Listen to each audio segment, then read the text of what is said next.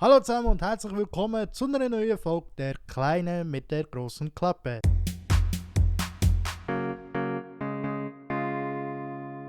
Mein Name ist Sam Chibicho, vielleicht kennst du mich oder vielleicht fragst du dich einfach gerade, warum schaue ich mir oder tue ich mir das gerade an für meine Ohren oder für meine Augen. Heute ist Mittwoch, entweder ist 4 Uhr und du siehst jetzt das Video das erste Mal oder es ist kurz nach Mitternacht am Mittwoch ebenfalls und hörst mich nur. Wie gesagt, überall wo es Podcasts gibt, kannst du in dem Sinn bereits ab Mitternacht, Mittwoch, Mitternacht, kannst du bereits eben meinen Podcast hören. Also wenn du kurz nach der 12 von Dienstag auf Mittwoch wach bist, dann kannst du bereits hören. Oder eben immer ab der 4 auf YouTube. Du kannst einfach dort noch mein Gesicht sehen, aber geschnurrt wird grundsätzlich genau das Gleiche. Hätten wir schon mal das Formelle hier. Ja, heute geht es um was sehr Interessantes. Und zwar zwei Sachen. Erstens ist schon mal immer wie mehr der Unterschied, den ich feststelle, von den Leuten, wie sie sich aufführen in den einzelnen Social Media Kanälen. Vielleicht wirst du jetzt gerade sagen, oh nein, es geht wieder um Social Media, aber lass mir zu.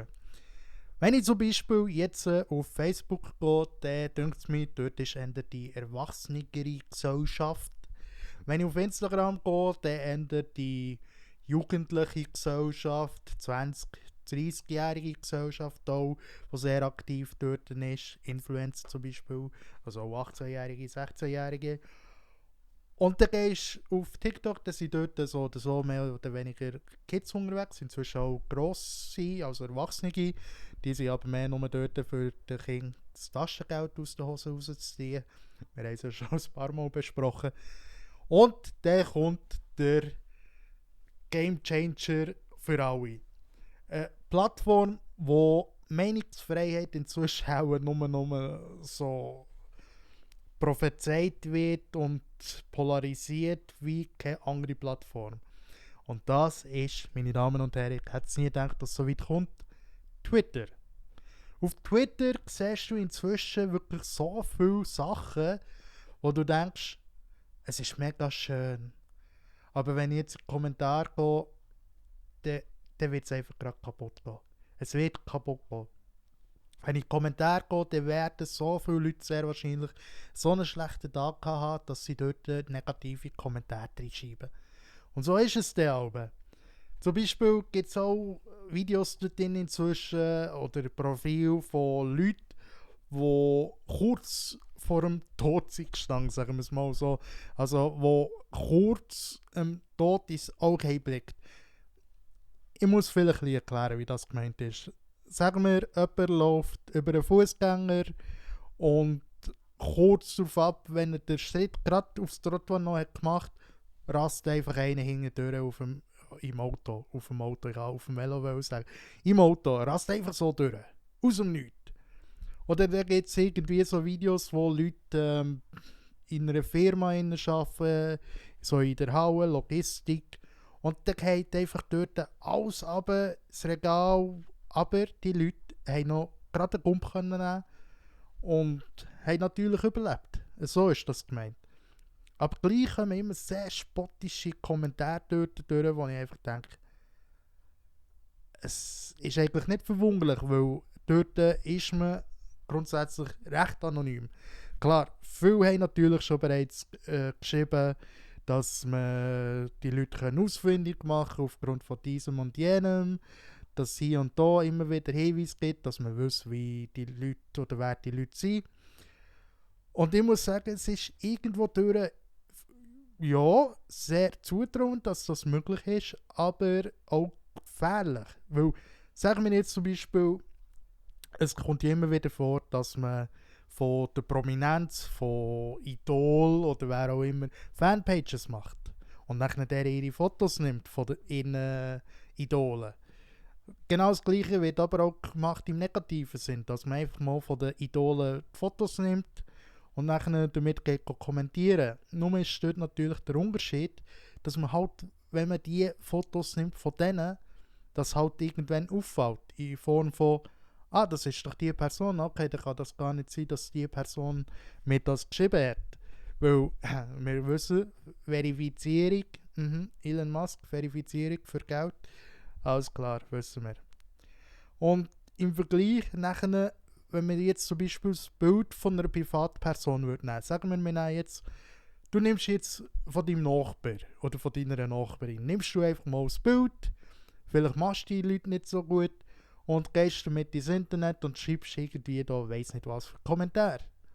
Ich glaube, zuerst würden sich die Leute auch fragen, wer ist die Person auf dem Foto, weder wer ist die Person mit dem und dem Namen. Weil je nachdem kommt es ab und zu vor, dass sich die Leute mit einem ganz anderen Namen nachher nennen im Internet.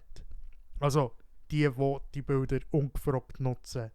Und das ist immer ein bisschen gefährlich, weil es hat ja auch schon Fälle gegeben, wo da Leute zu Schaden sind gekommen, weil sie halt mit einem anderen Bild jemanden fertig gemacht im Internet. Und dann hat man herausgefunden, wer die Person auf dem Bild ist und hat die Person auf dem Bild halt müssen daran glauben. Auf jeden Fall eben, willkommen in Amerika. Welcome to America.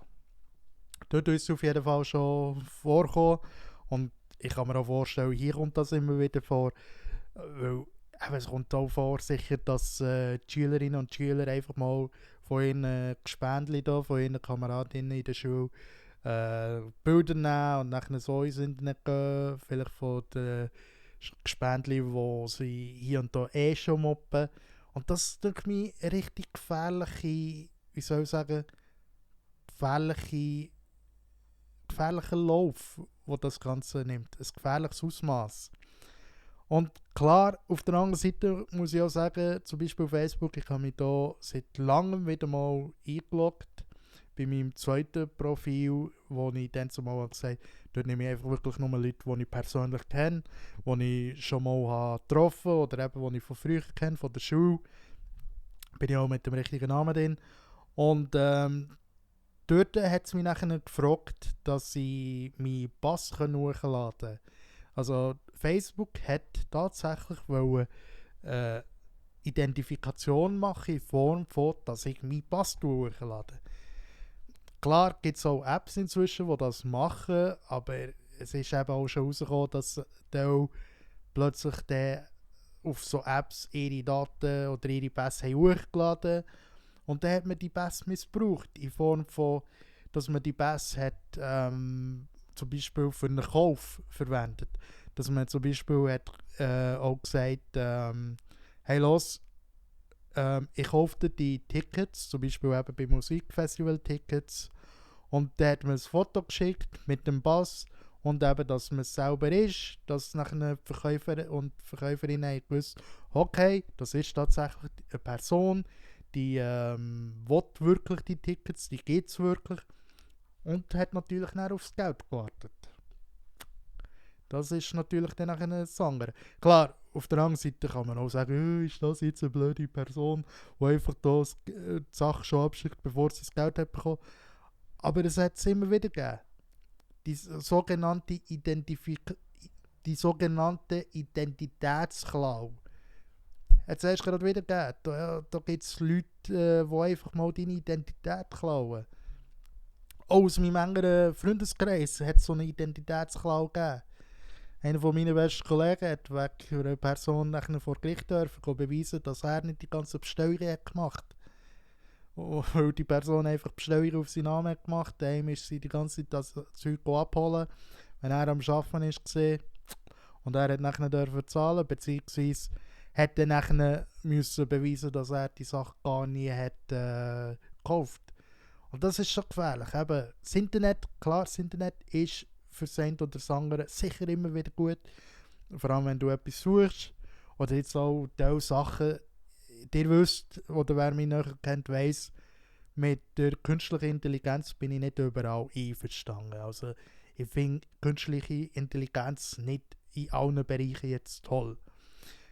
Wenn es zum Beispiel eben darum geht, mit Bildern generieren und so, ist es hier und da sicher gut, wenn man mal ein bisschen Content braucht. Aber wenn man natürlich nicht damit Geld verdienen will, wenn man einfach hier ein Prompt eingibt und dann kommt das Bild und dann ladet man es hoch, wie zum Beispiel jetzt der Dave, wenn ihr kennt auf YouTube. Dave hat momentan so ein Experiment. Das ist natürlich schon ein bisschen fragwürdiger. Aber jetzt zum Beispiel, ich nutze eine ganz andere künstliche Intelligenz und die kann ich euch auch ohne Probleme sagen, wie die läuft. Und zwar bei meinem Videoschnittprogramm. Bei meinem Videoschnittprogramm läuft es so, dass ich kann, ein Objekt oder eine Person markieren in diesem Videoschnittprogramm und kann nachher in dem Sinn die Person ausschneiden, ohne dass ich überhaupt einen grünen oder einen blauen Hintergrund brauche. Also ohne dass ich muss Chroma Keying machen hinten dran. Also, oder heute im Verbreiteten heisst es inzwischen, ohne dass du überhaupt Greenscreen musst machen, mach doch mal Greenscreen. Ja, Chroma Keying sagt man dem, meine Damen und Herren. Aber eben, das kann ich mir dort in dem Sinn sparen. Es ist in dem Sinn ein bisschen aufwendiger, in Form von, dass auch wirklich alles schön ausgeschnitten ist. Aber es hilft. Und eben die künstliche Intelligenz erkennt im Grundsatz, dass das hier jetzt das Objekt ist oder dass das dort der Mensch ist, wo der Sam eben gerne möchte ausgeschnitten haben. So läuft es.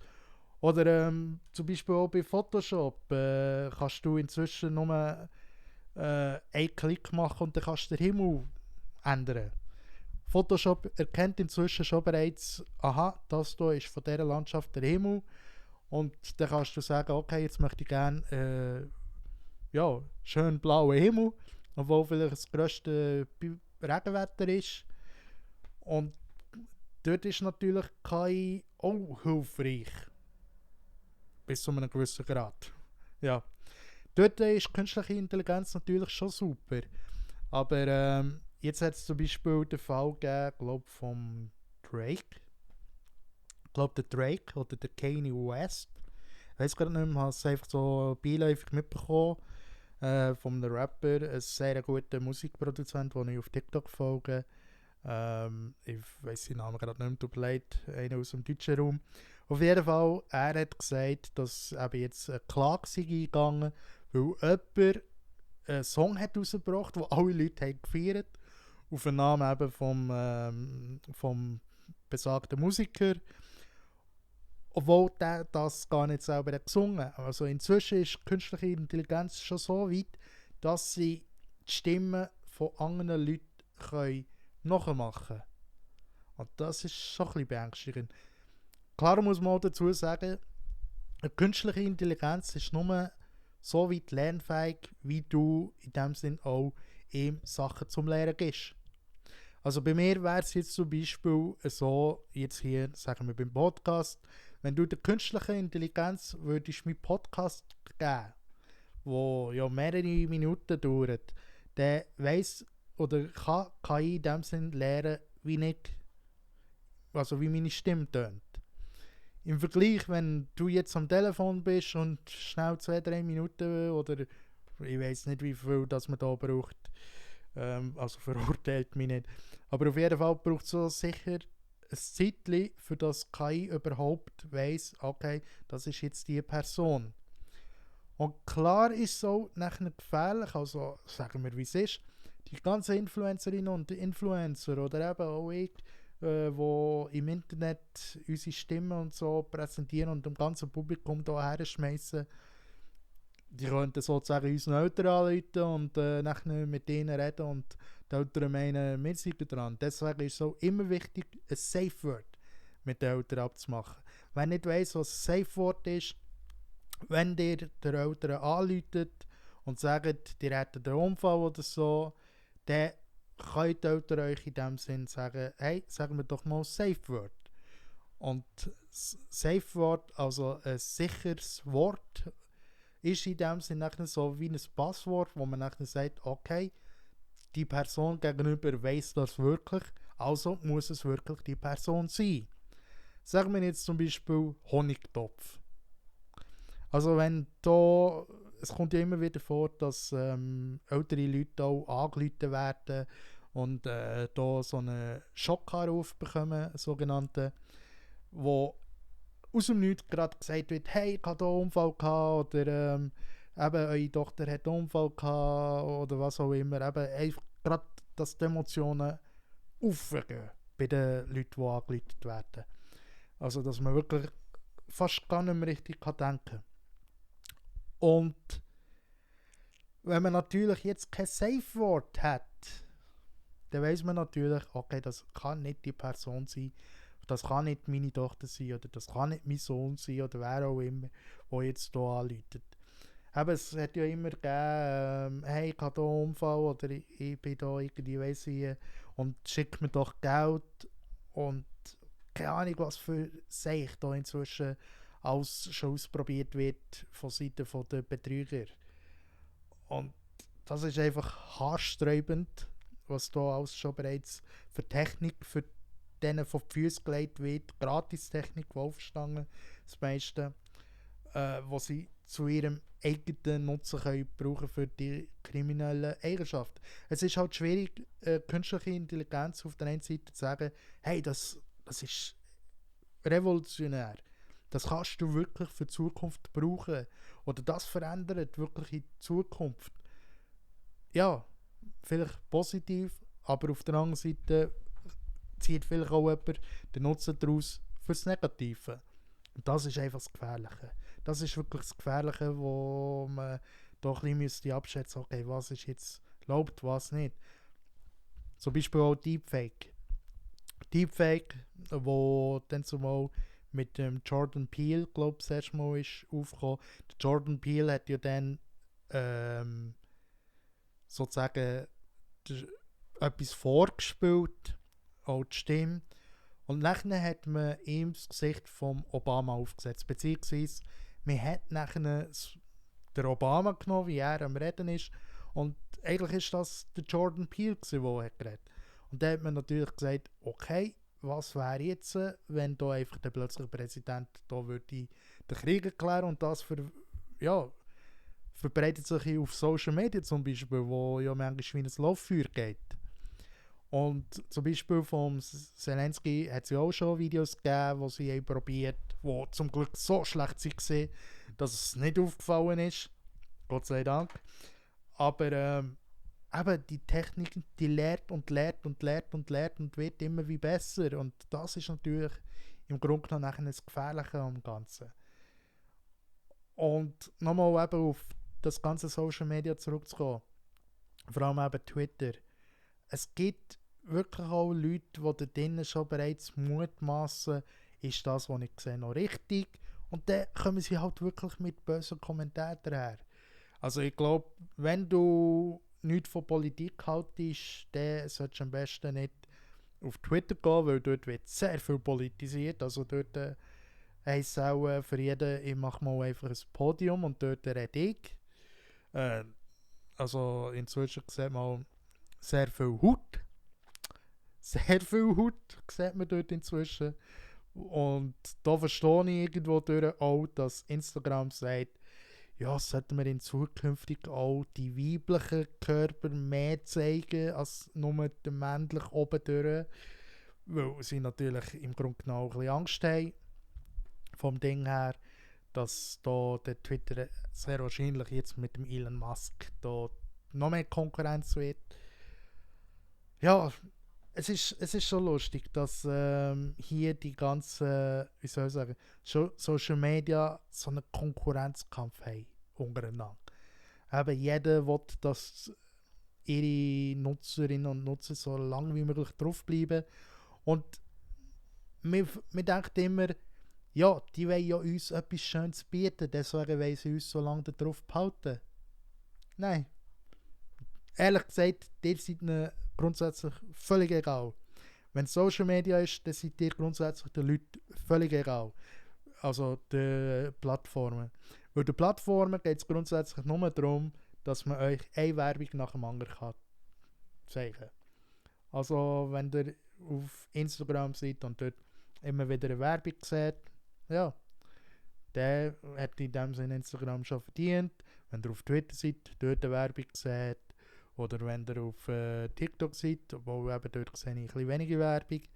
Aber egal wo, oder eben auf YouTube, so lange wie möglich, wenn ihr ein Video hochladet und das so lange wie möglich schaut und halt immer wieder da die Werbeblöcke eingespielt werden und die durchschaut, verdient zum einen die YouTube, aber zum anderen verdienen auch Creator.